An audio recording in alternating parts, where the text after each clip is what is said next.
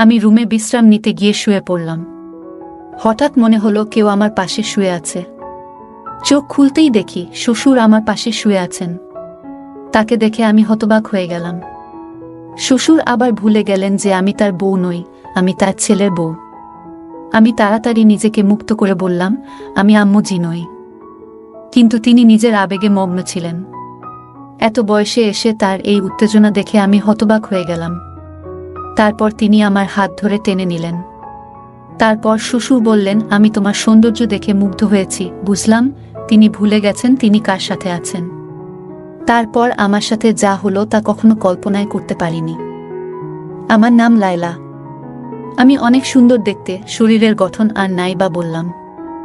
একটু স্বাস্থ্যবান হওয়ায় আমাকে নাকি আরো বেশি সুন্দর লাগে, এটা সবাই বলতো। আমার গল্পগুলো তোমরা শুনো কিন্তু সাবস্ক্রাইব করো না। দয়া করে গল্পগুলো ভালো লাগলে ভিডিওটি লাইক, শেয়ার এবং চ্যানেলটি সাবস্ক্রাইব করো প্লিজ। আমার স্বামী বাইরে কাজ করতেন এবং বাড়ি ফিরে বিশ্রাম নিতেন। গত কয়েকদিন ধরে গৃহস্থালির কাজের চাপে আমি খুব ক্লান্ত ছিলাম। আমরা নববিবাহিত আর আমার স্বামী সদ্য চাকরি পেয়েছেন। তিনি আমাকে তার সাথে বাইরে থাকার জন্য নিয়ে যেতে চেয়েছিলেন, কিন্তু বিয়ের খরচের কারণে আমি তাকে বলেছিলাম স্থায়ী হওয়ার পরে যেন আমাকে নিয়ে যায়। আমার স্বামী কাজে চলে যাওয়ায় আমাদের পরিবারও তাকে ছেড়ে চলে যেতে হয়েছিল। শ্বশুরবাড়ির সবাই অন্য শহরে থাকতেন। এই বাড়িটি আমার স্বামীর নামে ছিল এবং আমাদের বিয়ের পর আমরা এটি কিনেছিলাম। বিয়ের এক সপ্তাহ পরে শ্বশুর শাশুড়ি আমাদের বাড়ি ছেড়ে চলে যান। আজ আমার স্বামী বাইরে আর আমি একা। তিনি তার বাবা মাকে আমাদের বাড়িতে রেখেছিলেন যাতে তারা আমার সাথে থাকতে পারে। ক্লান্ত হয়ে রেল স্টেশন থেকে ফিরে আমি রুমে বিশ্রাম নিতে গিয়ে শুয়ে পড়লাম। হঠাৎ মনে হলো কেউ আমার পাশে শুয়ে আছে। আমার আতঙ্কে চোখ খুলতেই দেখি শ্বশুর আমার পাশে শুয়ে আছেন। তাকে দেখে আমি হতবাক হয়ে গেলাম। তার উপস্থিতি আমার কাছে অদ্ভুত মনে হলো, কিন্তু তিনি স্বাভাবিকভাবেই বললেন, সুমনা, তুমি খুব ক্লান্ত, আরামে ঘুমাও। আমি তাড়াতাড়ি বললাম, বাবা, আমি সুমনা নই, আমি লয়লা, আপনার ছেলে রিপনের বউ। তাড়াতাড়ি দরজার কাছে গিয়ে আওয়াজ করতে লাগলাম। শ্বশুরবাড়িতে শ্বশুরের এভাবে আসাটা খুব অদ্ভুত লাগছিল। হঠাৎ আমার শাশুড়ি ঘরে ঢুকে জানতে চাইলেন, তোমার শ্বশুর এখানে কি করছেন? তারপর বিব্রত হয়ে বললেন, তোমার শ্বশুর স্মৃতিভ্রংশে ভুগছেন, তাই হয়তো ভুল করে এখানে এসেছেন। আমি তখনই স্বস্তি পেলাম। শ্বশুরের ভুল বোঝার কারণে এই ঘটনা ঘটেছে, যা আমার কাছে ভয়ানক ছিল। এটি অন্যায় ছিল, কিন্তু আমার শ্বশুর স্মৃতিভ্রষ্টতার কারণে ভুল করে আমার রুমে এসেছিলেন। আমি দরজা বন্ধ করিনি, কারণ আমরা দুজনেই এই বাড়িতে একা থাকতাম। আমি আবার শুয়ে পড়লাম, কিন্তু ঘুমাতে পারছিলাম না।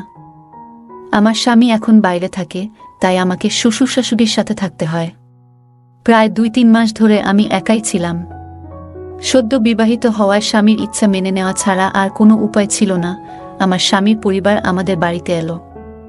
আমার শ্বশুর স্মৃতিভ্রষ্ট ছিলেন, যা আমাকে চিন্তিত করেছিল।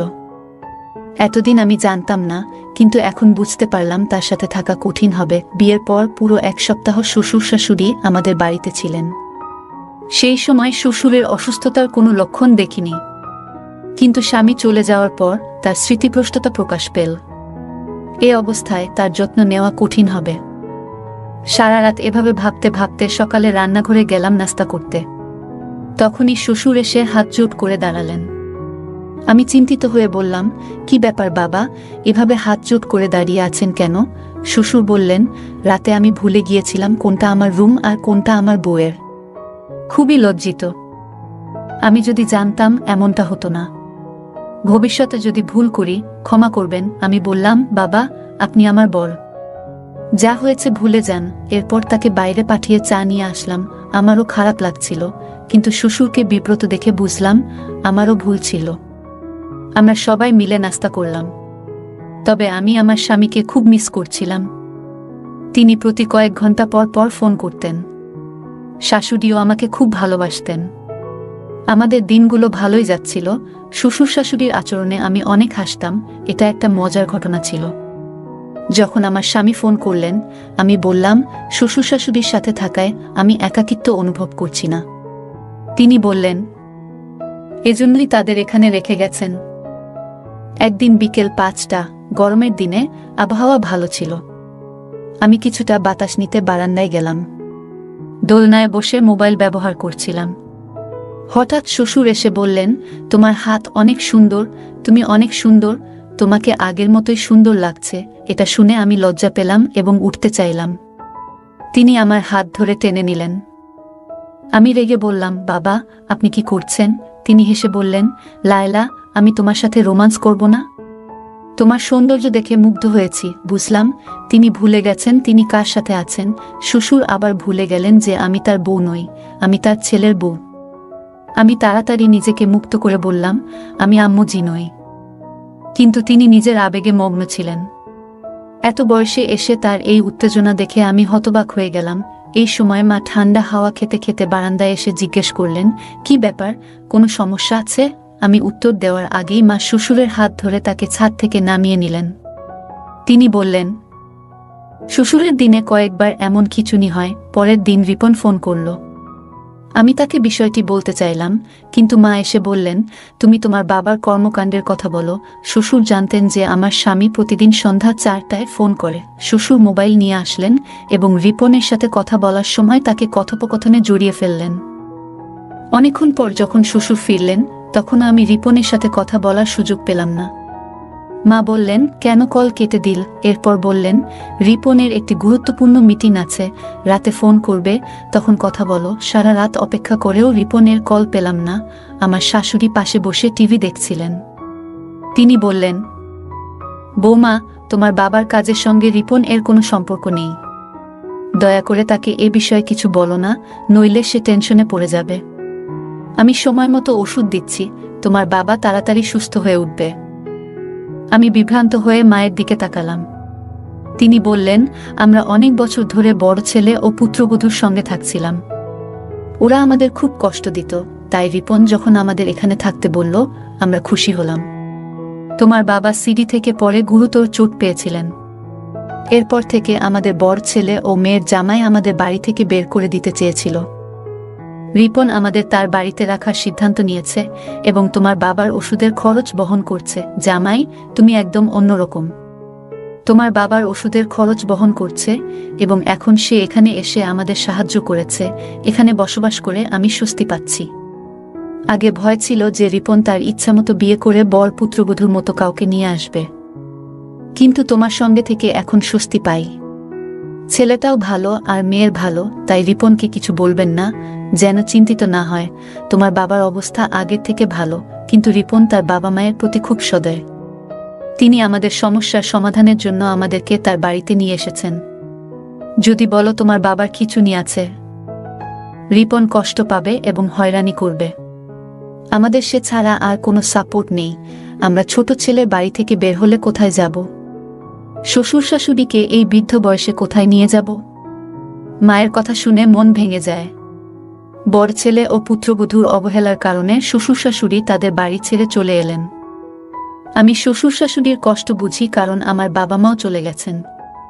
রিপনের বাবা মায়ের প্রতি ভালোবাসা দেখে খুব খুশি হই। শ্বশুরের নানা কাজ আমাকে দুশ্চিন্তায় ফেলত। কখনো তিনি আমার কাছে আসতেন, কখনো কোলে নিয়ে যেতেন, কখনো প্রশংসা করতেন, যা আপত্তিকর মনে হতো। তিনি আমাকে নিবিড়ভাবে তাকিয়ে দেখতেন, আমার ঘরে প্রবেশ করার চেষ্টা করতেন, আর আমাকে তার স্ত্রী মনে করে অদ্ভুত কাজ করতেন। মাও আমাকে নিষেধ করলেন, তাই আমি মাকে জিজ্ঞেস করলাম, বাবাজি কি ওষুধ খাবেন? পাপাজির স্মৃতিভ্রংশতা বেড়েই চলেছে। সবচেয়ে কষ্টের বিষয় ছিল শ্বশুরমশাই শুধু তার স্ত্রীর ব্যাপারে ভুলে যেতেন, বাকি সবকিছু মনে রাখতেন। অনেক সময় ইচ্ছাকৃতভাবে তার ব্যক্তিগত জিনিস লুকিয়ে রাখতাম, কিন্তু তুচ্ছ জিনিসও তিনি মনে রাখতেন। তিনি শুধু আম্মুকে ভুলে যেতেন, আমাকে মা ভাবতেন না। মনে হতো তিনি স্মৃতিভ্রষ্টতায় ভুগছেন না। যদি ইচ্ছাকৃতভাবে করতেন, তবে তাকে সহ্য করতাম না। স্বামীর চলে যাওয়ার পরে 3 মাস অনেক কষ্টে শ্বশুর শাশুড়ির সাথে কাটিয়েছি। রুমের দরজা বন্ধ করে ঘুমাতাম এবং সারাদিন মুখোমুখি না হওয়ার চেষ্টা করতাম। একদিন দুপুরে দরজায় তালা লাগাতে দেখলাম দরজাটা ভাঙা। চিন্তিত হলাম, কারণ সকাল পর্যন্ত দরজার তালা ঠিক ছিল। বিকালে ঘুমানোর সময়ও আমি সবসময় রুমের তালা লাগিয়ে রাখতাম, কিন্তু আজ তালাটা নষ্ট হয়ে গেছে। কোনোভাবে দরজাটা ঠিকমতো বন্ধ করেছিলাম। রাতে ঘুমাতে গেলাম, কিন্তু দরজা খোলা থাকায় ঘুমাতে পারছিলাম না। রাত 3টায় ঘুমিয়ে পড়লাম। সকাল 6টায় ঘুম ভাঙল। অবাক হয়ে দেখলাম আমার স্বামীর বদলে শ্বশুর আমার বিছানায়। আমি শ্বশুরকে জাগালাম, কিন্তু তিনি আমাকে সুন্না বলে ডাকতে লাগলেন এবং আমাকে জড়িয়ে ধরার চেষ্টা করলেন। আমি নিজেকে মুক্ত করার চেষ্টা করছিলাম। তখন সকাল 6:05 স্বামী রিপন হঠাৎ 3 মাস পর ঘরে ঢুকে পড়লেন। আমি নাইট ড্রেস পরা ছিলাম, শ্বশুরও রুমে ছিলেন। রিপন আমার মুখে জোরে থাপ্পড় মারলেন এবং বললেন, আমি বিশ্বাস করতে পারছি না যে তুমি এমন কাজ করেছ। তার কথায় আমি হতভম্ব হয়ে পড়লাম। অশ্রু গড়িয়ে পড়ল। তাকে বোঝানোর চেষ্টা করলাম, এটা আমার দোষ নয়। বাবাজির স্মৃতিভ্রংশ আছে, তাই তিনি আমার রুমে এসেছেন। আমি তাকে সবকিছু সত্যি বললাম এবং বললাম মা ও বাবা উভয়ই আমাকে সমর্থন করবে।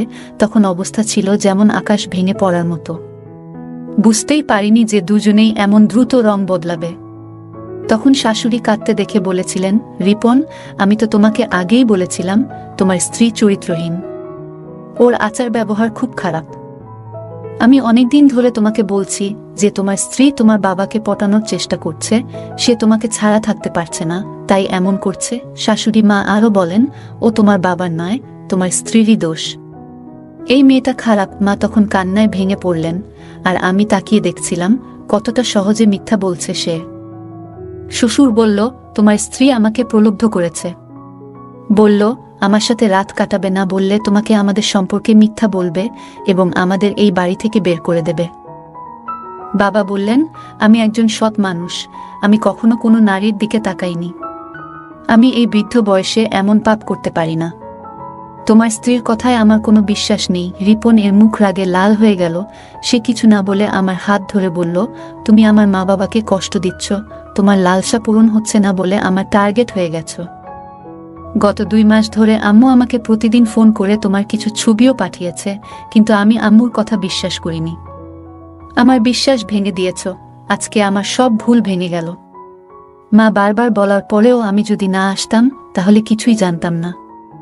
আমি স্বামীর পায়ে ধরে বললাম, তুমি জানো তোমার বাবা স্মৃতিভ্রষ্টতায় ভুগছেন। তিনি সকালে এক শূন্যতা থেকে আমার রুমে আসেন, আমাকে মা মনে করেন। আজও তেমন কিছু হয়েছে। আমি জানি না মা তোমাকে কি বলেছে, কিন্তু বিশ্বাস করো, আমি চরিত্রহীন নই।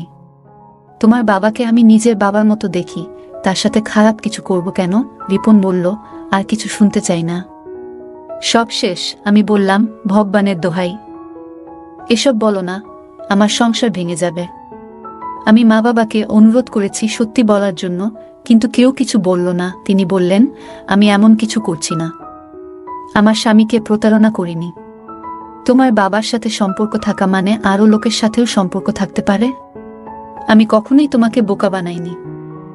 আমার স্বামী বলল, তুমি বারবার বোকা বানানোর চেষ্টা করছো। আমি আর বোকা হব না। বাবার মিথ্যা কথা বলার রোগ নেই। রিপন চুপচাপ ছিল। তারপর বলল, তুমি এখান থেকে চলে যাও। স্বামী আমাকে ধাক্কা দিয়ে বাড়ি থেকে বের করল। আমি মাথা ঘুরে পড়ে গেলাম। জ্ঞান ফিরলে দেখি আমি হাসপাতালের বিছানায়। আমার বিধবা বোন পাশে বসেছিল। স্বামীর সাথে সুখ না পেয়ে বোনের দুঃখ ভাগ করে নিচ্ছিলাম। আমার বোন আমাকে বলল, তুমি কি করেছ? আমি বললাম, কিছু না। বোন বলল, আমি সব জানি। শ্বশুর শাশুড়ি তোমার বিরুদ্ধে ষড়যন্ত্র করেছে। তুমি কান্না থামাও, তারপর সব খুলে বলো। আমি সব খুলে বললাম আমার বোনকে। সব শুনে সে বলল, তুমি এতটা বোকা কেন হলে? এতদিন চুপ করে সহ্য করলে কেন? তোমার স্বামীকে বললে না কেন? তোমার শ্বশুরবাড়ির লোকেরা কেন এমনটা করছে? আমি জানতাম না কি করতে হবে। রিপন আমাকে বাড়ি থেকে বের করে দিয়েছে। দিদি বলল, এমন লোকের সাথে থাকার কোনো মানে নেই যে তোমাকে বিশ্বাস করে না। তোমার শাশুড়িও খারাপ ব্যবহার করেছে। প্রায় 1 সপ্তাহ পর রিপন ডিভোর্স পেপার পাঠাল। আমি জানতে চাইলাম আমার শ্বশুর শাশুড়ি কেন এমন করছে। আমি আমার ছোটবেলার বন্ধুকে বললাম, সত্যিটা জানার জন্য শ্বশুরবাড়িতে যে কাজের মেয়ে হিসেবে ঢুকে সব দেখে আসো। সে রাজি হলো। পরের দিন সে কাজের মেয়ে হিসেবে শ্বশুরবাড়িতে ঢুকল। আমার শাশুড়ি তখন একা ছিল এবং তাকে সাহায্য করার জন্য কাউকে খুঁজছিল। বন্ধুটি বলল, সে সব কাজ করবে। কাজের মেয়েটি আমার শ্বশুরবাড়িতে ঢুকে সবার আস্থা অর্জন করে এবং ঘরের সব খবর রাখতে শুরু করল। সে জানতে পারল যে আমার স্বামী এখন আর বাইরে কাজ করেন না, বরং একই শহরে আছেন। 2 দিন কেটে গেল, আর আমার বন্ধু সব শোনার পর শ্বশুরবাড়ির সব কথাবার্তা আমাকে জানাল। আমি বুঝতে পারলাম আমার সঙ্গে খারাপ আচরণের কারণ হলো আমার স্বামীর বড় ভাইয়ের বউয়ের কঠোর স্বভাব। শাশুড়ি বললেন বড় ছেলের স্ত্রী খুব খারাপ এবং লোভী ছিল, আর আমার শ্বশুর শাশুড়ির উপর অনেক অত্যাচার করেছে। শ্বশুর মশাই অনেক কিছু জানলেও তার ছেলে কিছু বলেনি। আমার স্বামী ছিল আলাদা। তিনি শহরে থাকতেন এবং নিজের উপার্জিত অর্থে আলাদা বাড়ি কিনেছিলেন। পরে বাইরে কাজ করতে গিয়েছিলেন। শ্বশুর মশাই যখন বুঝলেন যে ছোট ছেলে অনেক উন্নতি করেছে, তখন শ্বশুরবাড়ির লোকজনকে বললেন, কোনোভাবে আমার ছোট ছেলের বাড়িতে ঢুকে তার বউকে বের করে দাও, আর তারপর আমাদের সেখানে নিয়ে যাও। এভাবেই তারা আমার বিরুদ্ধে ষড়যন্ত্র শুরু করল। তারা আমাকে দোষারোপ করে সমাজে অপদস্থ করার পরিকল্পনা করল। তাদের লক্ষ্য ছিল আমার স্বামীকে প্রভাবিত করে বাড়িটি তাদের নামে করিয়ে নেওয়া। বড় ভাইয়ের বউ এবং ভগ্নিপতি খুব লোভী হয়ে পড়েছিল এবং তারা এই বাড়ি নিজেদের নিয়ন্ত্রণে নিতে চেয়েছিল।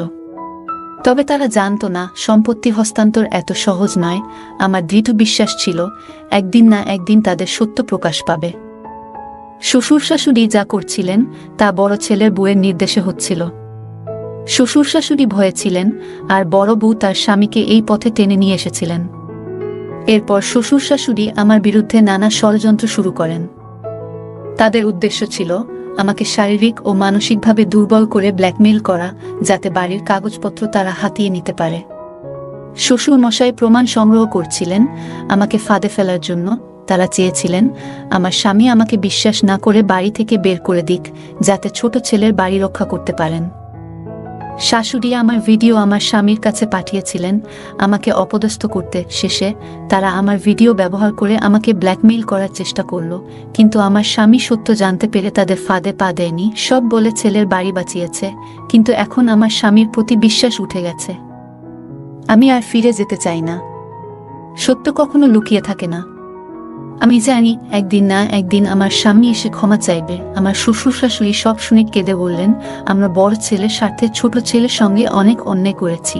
কিছুদিন পর আমার শ্বশুর তার ছেলে রিপনকে পুরো সত্য বললেন, কিভাবে বড় ভাই এবং তার বউ তাকে হয়রান করত।